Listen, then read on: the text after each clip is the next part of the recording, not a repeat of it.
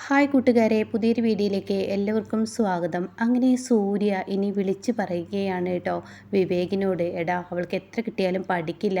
അവളെ ഇന്നലെ രാത്രി ഉറങ്ങിയിട്ടില്ല. എൻ്റെ അനിയത്തി വേദയ്ക്ക് വേണ്ടി അവളുടെ കയ്യിൽ ആ മഞ്ഞച്ചിരട് കെട്ടാനോ മന്ത്രിച്ച ആ ഒരു നാണയത്തൊട്ട് കെട്ടാനോ എന്തിനൊക്കെ പറഞ്ഞ് അവൾ നടക്കുന്നത്.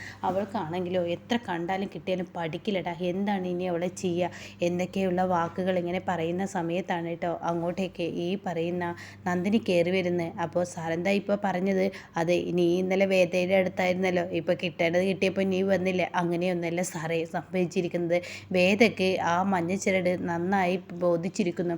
അതുമാത്രമല്ല, നിങ്ങളുടെ അമ്മ പത്മ മേഡത്തിനോട് ഇന്ദ്രജ മേഡമൊക്കെ അത് ഊരി വലിച്ചെറിയാൻ പറയുമ്പോൾ വേദ മേഡം അത് വലിച്ചെറിഞ്ഞില്ല. വേദ മേഡം അത് കയ്യിൽ കെട്ടിയെന്ന് പറയട്ടോ. ഇത് കേൾക്കുന്ന നന്ദിനി, നീ എൻ്റെ അനിയത്തിയെക്കുറിച്ച് തന്നെയാണ് പറയുന്നത്? അതെ സാറേ, സാറിൻ്റെ അനിയത്തിയെക്കുറിച്ച് തന്നെയാണ് പറയുന്നത്. എന്തായാലും സാറേ, ഞാനൊരു കാര്യം പറയട്ടെ. ഇനിയിപ്പോൾ എന്തായാലും വേദ മേഡത്തിന് അതിലൊരു വിശ്വാസം വന്ന സ്ഥിതിക്ക് ഞാൻ എന്തായാലും വേദ മേഡത്തിനെയും കൊണ്ട് പെട്ടെന്ന് നാളെ തന്നെ അമ്പലത്തിലോട്ട് പോട്ടെ, കുറച്ച് പൂജകളൊക്കെ ചെയ്യിപ്പിക്കട്ടെ. എന്നിട്ട് വേദ മേഡം അതൊക്കെ ചെയ്തിട്ട് ഞാനും വേദ മേഡവും കൂടിയിട്ട് അതൊക്കെ ചെയ്തു വരുമ്പോൾ തന്നെ വേദ മേഡത്തിന് എല്ലാ അസുഖങ്ങളും ഭേദമാവും എന്നൊക്കെയുള്ള വാക്കുകൾ പറയുമ്പോൾ ഉടൻ തന്നെ എന്താ എന്താ എന്താ നീ പറഞ്ഞത്? എൻ്റെ അനിയത്തി വേദയെ കൊണ്ട് ഇനി അമ്പലത്തിൽ പോവാന്നാ? താൻ എന്തൊക്കെയാടോ ഈ പറയുന്നത്? അയ്യോ സാറേ, എല്ലാവരെയും എല്ലാ സമയവും ഒരുപോലെ കാണരുത് സാറേ. പിന്നെ ഞാൻ എന്താ വേണ്ടത്? ഇനി എൻ്റെ അനിയത്തി നിൻ്റെ കൂടെ വരുമെന്നൊക്കെ? അതെ വരും സാറേ, ഞാൻ വിളിച്ച സാറിൻ്റെ അനിയത്തി വരും, തീർച്ചയായും അത് എനിക്ക് ഉറപ്പുണ്ട്. എന്താടോ തനിക്ക് വല്ല വട്ടുമുണ്ടോ? എൻ്റെ അനിയത്തിയാണ്, അതുകൊണ്ട് ഒരുപാട് അല്ല സാറേ. വേദ മേഡം ആകെ മാറിയിരിക്കുന്നു. വേദ മേഡത്തിന് ഒരുപാട് വ്യത്യാസങ്ങൾ വന്നിരിക്കുന്നു. അതുകൊണ്ട് തന്നെ വേദ മേഡം നാളെ എൻ്റെ കൂടെ അമ്പലത്തിലോട്ട് വരുമെന്ന് പറയണ്ട. എടോ, ഞാനൊരു കാര്യം പറയട്ടെ, തൻ്റെ പ്രതീക്ഷകളൊക്കെ നന്ന്, പക്ഷേ എൻ്റെ അനിയത്തിയായതുകൊണ്ട് തന്നോട് ഞാനൊരു കാര്യം പറയുകയാണ്. ഒരുപാട് ഓവർ പ്രതീക്ഷകളൊന്നും വേണ്ട, അവളാണ് ആള്. അതുകൊണ്ട് നീ പ്രതീക്ഷ വെച്ച് പോയിട്ട് നീ രക്ഷപ്പെടേണ്ട എന്നും പറഞ്ഞിട്ട് അവിടെ നിന്നും വേദയുടെ അരികിലോട്ട് ചെല്ലുകയാണ് കേട്ടോ ഈ പറയുന്ന നന്ദിനി. അങ്ങനെ വേദയാണെങ്കിലോ മൊബൈലിങ്ങനെ എന്തൊക്കെയോ കുത്തിക്കുറിച്ച് കാണുന്നൊരു സമയമാണ്. അപ്പോൾ ഈ സമയം വേദക്കാണെങ്കിലോ ഇവൾ ചെല്ലുമ്പോൾ തന്നെ ദേഷ്യം പിടിക്കുകയാണ്. അങ്ങനെ നന്ദിനിയെ കണ്ടപാട് എന്താ എന്താ എന്ന് ചോദിച്ചിട്ട് അങ്ങ് ഒച്ച എടുക്കണം കേട്ടോ. അത് കേട്ട ഉടൻ തന്നെ, അത് മേഡം, ഞാൻ വന്നത് എന്തിനാ വന്നത്? അത് മേഡത്തിൻ്റെ കയ്യിൽ കെട്ടിയിരിക്കുന്ന ഈ ഒരു ഇതുണ്ടല്ലോ, ഇത് അമ്പലത്തിൻ്റെ ആ ഒരു പെട്ടിയിൽ കൊണ്ടുപോയിടണം. അതിന് ഞാൻ എന്താ വേണ്ടത്? അത് മേഡവും ഞാനും കൂടി നാളെ അമ്പലത്തിൽ പോയി കുറച്ച് പൂജകളൊക്കെ ചെയ്ത് നമുക്കിത് നല്ല രീതിയിൽ തന്നെ അവസാനിപ്പിക്കണ്ടേ എന്നൊക്കെ പറയുമ്പോൾ, ഇതേ ഞാൻ എൻ്റെ അമ്മയുടെ അരികിൽ ചെന്നിരുന്നപ്പോഴാണ് എൻ്റെ കയ്യിലുള്ള ഈ സംഭവം ഞാൻ അറിഞ്ഞത്. അപ്പോൾ ആ സമയം എൻ്റെ അമ്മയുടെ മുന്നിൽ നിന്ന് അത് അഴിച്ചു മാറ്റാതെ ഞാൻ പോകുന്നെന്ന് കരുതി താൻ ഇത്രയും നാളും പഠിച്ചില്ലടോ. തൻ്റെ കാൽക്കീഴിൽ ഞാനായി എന്നുള്ള ആ ഒരു തോന്നൽ താൻ നിർത്തിക്കോ എന്നും പറഞ്ഞിട്ട് ഇത് പിടിച്ചോ, താൻ തന്നെ ചെയ്തോ. ഒരു വേലക്കാരിയുടെ കൂടെ ഞാൻ വരെ എൻ്റെ ആങ്ങള ഏത് സമയത്തും ഇങ്ങനെ ഒരു വാക്ക് പറയും, എന്തെന്ന് എൻ്റെ ഭാര്യ എന്ന്. എന്നാൽ എൻ്റെ ഭാര്യ എന്നുള്ള എൻ്റെ ആങ്ങളെ പറഞ്ഞു എന്ന് കരുതി നീ ഞങ്ങളുടെ വീട്ടിലെ വേലക്കാരി തന്നെയാണ്. നിന്നെ ഒരിക്കലും ഞങ്ങൾ ഭാര്യയായിട്ടോ ഒന്നായിട്ടോ അംഗീകരിക്കില്ല എന്ന് പറയട്ടോ. ഇത് കേൾക്കുന്ന നന്ദിനിയുടെ കണ്ണൊക്കെ നിറഞ്ഞു തുടങ്ങി. അങ്ങനെ കിട്ടേണ്ടത് കിട്ടിയപ്പോൾ സൂര്യ പറഞ്ഞതുപോലെ തന്നെ സംഭവിച്ചിരിക്കുന്നു കേട്ടോ. അങ്ങനെ ഇതാ പിടിച്ചോ ഈ മഞ്ഞച്ചിരട്, ഇതിൻ്റെ പേരിൽ അവളെയും കൂട്ടി ഞാൻ പോണത്രേ എന്നൊക്കെ പറഞ്ഞിട്ട് വളരെ മോശമായി ഇങ്ങനെ സംസാരിച്ചും കൊണ്ടിരിക്കുകയാണ് കേട്ടോ. അങ്ങനെ ഈ സമയം ഈ വാക്കുകളൊക്കെ കേൾക്കുമ്പോൾ തനിക്കിങ്ങനെ സങ്കടത്തോടു കൂടി തൻ്റെ റൂമിലോട്ട് പോവുകയാണ്. അങ്ങനെ അവിടെ ചെന്നിട്ട് അതെ, ഞാനിത് ഇപ്പോൾ ഇവിടെ മുന്നിൽ വെക്കട്ടെ എന്നൊക്കെ പറഞ്ഞ് ആ പണക്കിഴി അവിടെ വെക്കുമ്പോൾ ഉടൻ തന്നെ സൂര്യ പറയണേ, എന്താ എൻ്റെ അനിയത്തി പറഞ്ഞു വരാമെന്ന് പറഞ്ഞു? ഓ, വരാമെന്ന് പറഞ്ഞു. അതെ വരാമെന്ന് പറഞ്ഞു. എപ്പോഴാണ് നിങ്ങൾ നാളെ പോകണം? അത് പിന്നെ ഞാൻ ആലോചിച്ചത്, മേഡത്തിൻ്റെ മുഖത്തും കവിളിലൊക്കെ ചെറുതായിട്ട് ഈ ചിക്കൻ ബോക്സിൻ്റെ അടയാളങ്ങളുണ്ട്. ഈ സമയം മേഡം ഒരു ചെറിയ കൊച്ചു കുഞ്ഞല്ലേ, അപ്പോൾ അതുകൊണ്ട് മേഡത്തിനെ കൊണ്ടുപോകുന്നത് ശരിയല്ല, അത് ആളുകൾ കാണില്ലേ, അപ്പോൾ അത് ഒഴിവാക്കാൻ ഞാൻ തന്നെ കൊണ്ടുപോയിടാം. ഓഹോ, അങ്ങനെ മേഡം പറഞ്ഞു അല്ലേ നന്ദിനി എന്ന് പറയാൻ. എന്തായാലും നീ അത് ചെയ്യാൻ നോക്ക് എന്നിങ്ങനെ പറയുന്നുണ്ട് കേട്ടോ. എന്നാൽ ഈ സമയം ഈ വാക്കുകൾ അങ്ങ് കേട്ടുമ്പോൾ ഉടൻ തന്നെ നന്ദിനിക്ക് നല്ല സങ്കടമുണ്ട്. അങ്ങനെ സൂര്യ പറയണം, എന്തായാലും നീ എൻ്റെ കയ്യിൽ ഈ ചരട് കെട്ടി എന്ന് കരുതിയിട്ട് നീ എല്ലാം കൊണ്ടും നല്ലവളായി എന്നുള്ള ആ അർത്ഥത്തിൽ വേദ പറഞ്ഞ വാക്കുകളെല്ലാം സൂര്യ പറയുകയാണ് കേട്ടോ. അപ്പോൾ ഇത് കേൾക്കുന്ന നന്ദിനി എല്ലാം കേട്ടൂലേ? അതെ കേട്ടു. താൻ എന്താടോ ഇങ്ങനെ ആയിപ്പോയത്? തനിക്ക് എത്ര കണ്ടാലും കൊണ്ടാലും എന്താ പഠിക്കാത്തത്? ഞാൻ പോകുന്നതിന് മുന്നേ പറഞ്ഞില്ലേ അവൾ ഇങ്ങനെ ചെയ്യത്തുള്ളൂ, അവൾക്ക് ഇങ്ങനെ കഴിയത്തുള്ളൂ എന്നൊക്കെ തന്നോട് പറഞ്ഞിട്ട് താൻ എൻ്റെ വാക്കുകൾക്ക് വല്ല വിലയും കൊടുക്കാതെ അവളുടെ മുന്നിലോട്ട് പോയത്. അതുകൊണ്ട് ഇനി മേലെ അപ്പോഴേക്കും നന്ദിനിയുടെ കണ്ണ് നിറയാണ് കേട്ടോ. ഇത് കാണുന്ന സൂര്യക്ക് സങ്കടം തോന്നുന്നത്. അങ്ങ് സൂര്യ പറയണ കണ്ണൊന്നും നിറയണ്ട, കണ്ണൊക്കെ തുടച്ചേക്ക്. എന്തായാലും നാളെ ഈ പണം കൊണ്ടുപോയി അമ്പലത്തിലിടണം, അത്രയല്ലേ തനിക്ക് വേണ്ടുള്ളൂ? അതെ വേണം. എന്നാൽ ഈ പണം കൊണ്ടുപോയി നാളെ അമ്പലത്തിൽ ഇടുകയും നാളെ രാവിലെ തന്നെ ഞാൻ തൻ്റെ കൂടെ വരികയും ചെയ്യാം.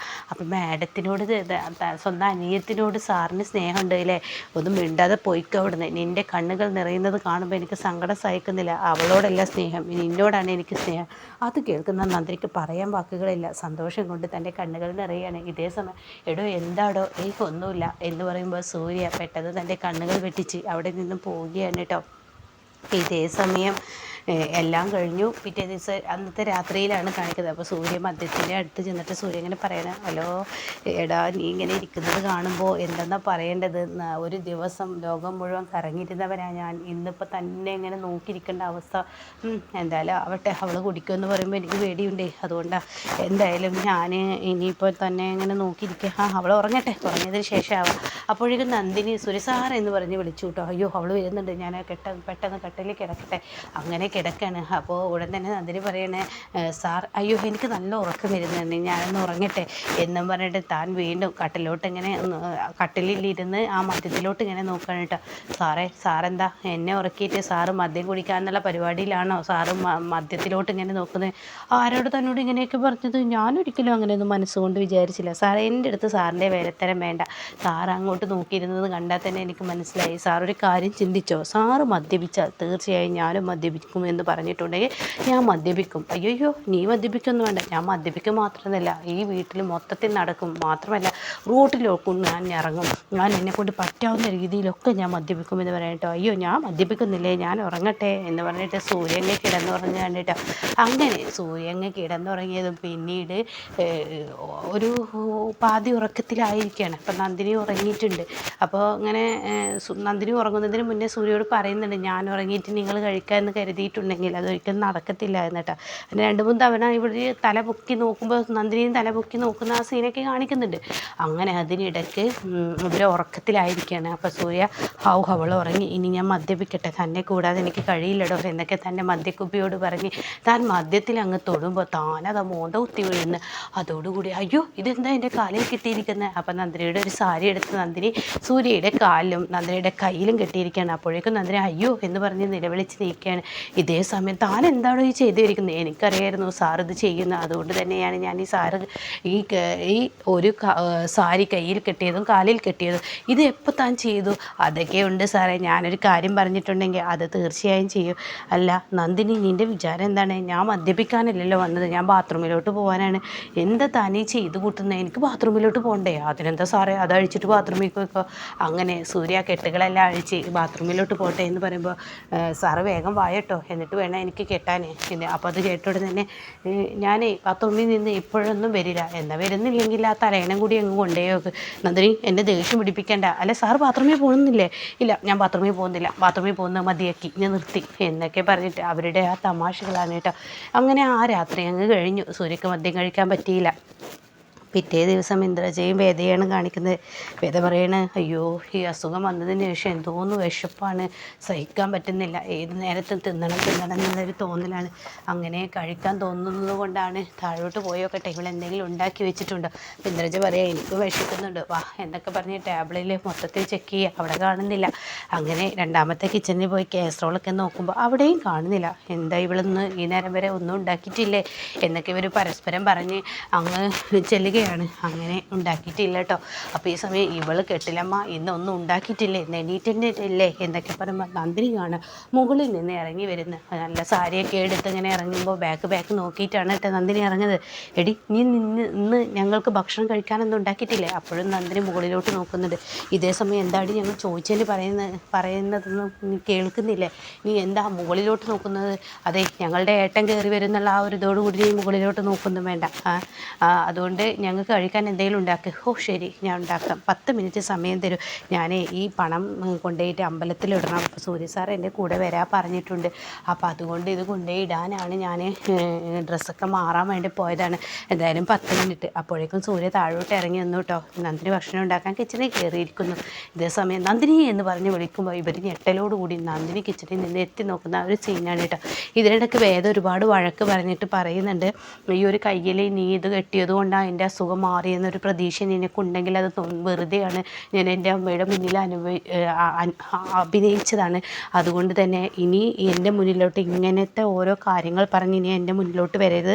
പിന്നെ ഞാൻ നിന്നെ വഴക്ക് പറഞ്ഞത് എൻ്റെ സൂര്യ എൻ്റെ ഏട്ടനോട് പറഞ്ഞിട്ടുണ്ടെങ്കിൽ എൻ്റെ സ്വഭാവം മാറും, ഇതിൻ്റെ പേരിലാണ്ട് വഴക്കുണ്ടായിട്ടുണ്ടെങ്കിൽ എന്നൊക്കെ പറഞ്ഞ് നന്ദിനിയെ ഭീഷണിപ്പെടുത്തുന്നതൊക്കെ സൂര്യ കേട്ടിരിക്കുന്നു കേട്ടോ. അപ്പോൾ ഇങ്ങനെയൊക്കെയുള്ളൊരു എപ്പിസോഡാണ് ഇപ്പോൾ ലാസ്റ്റ് വന്നിരിക്കുന്നത്.